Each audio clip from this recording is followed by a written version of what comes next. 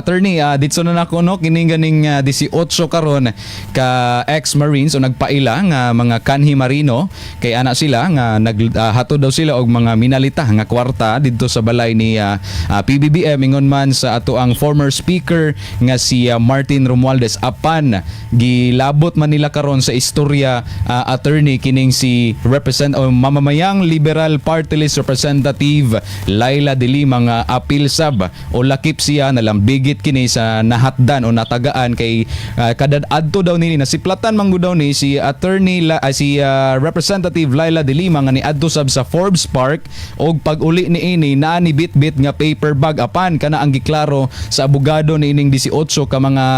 marino o kanhi marino nga lagi na mali lang daw sila kay kahinomduman kadtong nilabay pa dili pa ni Congresswoman si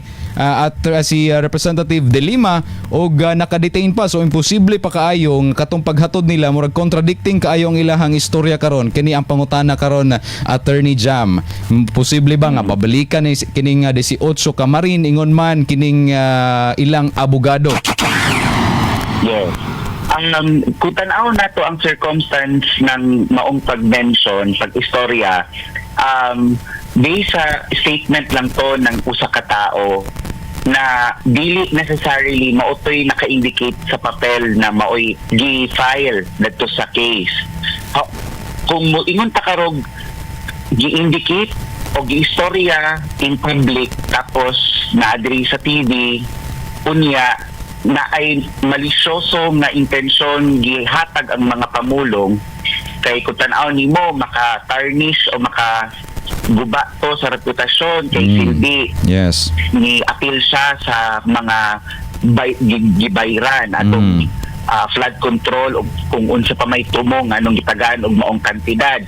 Then pwede yun mahulog na sa cyber libel o sa libel. Whichever becomes kading appropriate po kay lain actually nakalahi lang gid anang duha is unsa ang medium sa pag-express